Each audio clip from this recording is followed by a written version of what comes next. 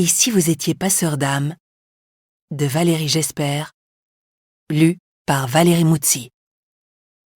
Historiquement, les passeurs sont des personnes qui accompagnent les mourants de l'autre côté, voire accompagnent aussi des âmes qui n'ont pas trouvé le chemin vers la lumière, ou le paradis, la source, le grand architecte, la mer, le grand bien-aimé, peu importe le nom que vous lui donnez, et qui restent dans un plan de conscience astral assez proche du plan physique qu'est la Terre.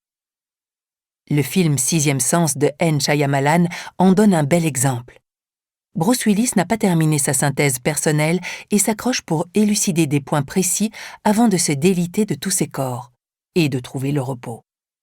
On pourrait aussi citer Notre demeure de No Solar sur la transition entre les mondes ou encore Au-delà de nos rêves avec Robin Williams, grand passeur et fabuleux acteur qui a accompli sa mission.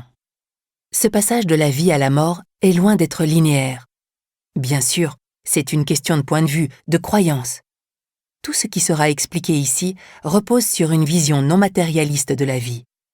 Pour en comprendre le mécanisme déjà bien expliqué dans de très nombreuses civilisations ou traditions initiatiques, notons que ce passage, la mort, dit bien l'âme hors du corps.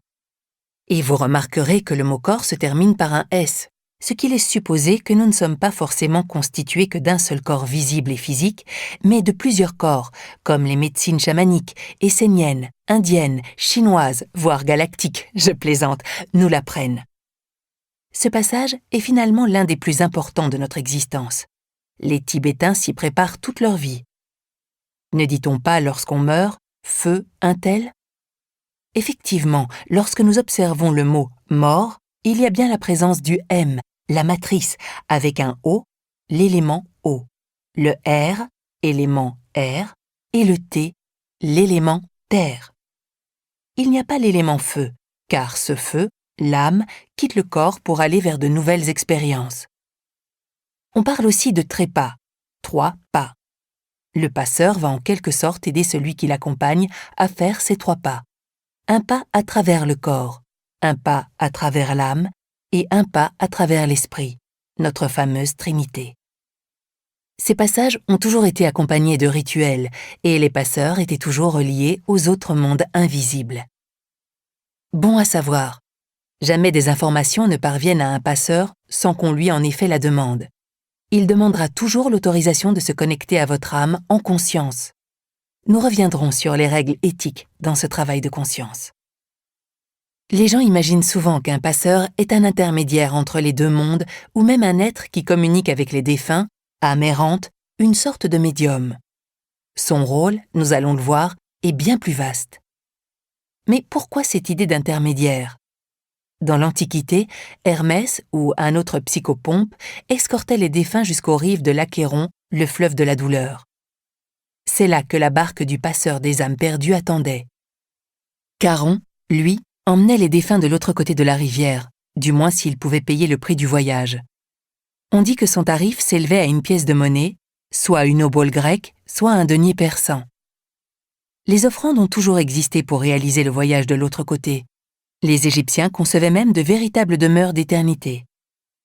Cependant, pour que le défunt possède une telle pièce, il fallait qu'il ait été soumis à des rites funéraires appropriés afin de marquer sa reliance avec l'autre monde, invisible. Ceux qui ne pouvaient pas s'acquitter des frais de Charon erraient dans l'astral pendant 100 ans, le long des rives de l'Achéron.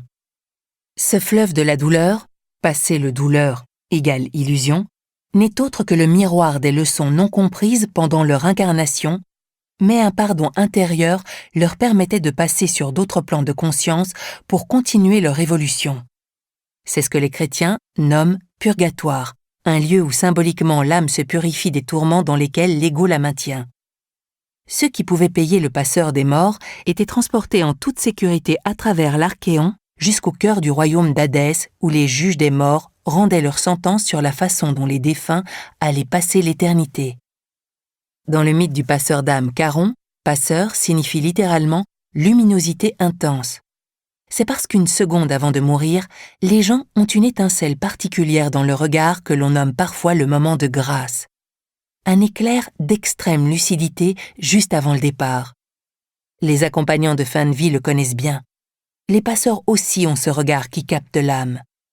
L'une des traductions courantes pour nommer un passeur est « celui qui a un regard sauvage » ou « celui qui a un regard de feu ». C'est aussi pour cela que l'on observe souvent chez les passeurs un regard pénétrant, comme s'ils regardaient jusqu'au fond de l'âme, ce qui peut parfois déstabiliser.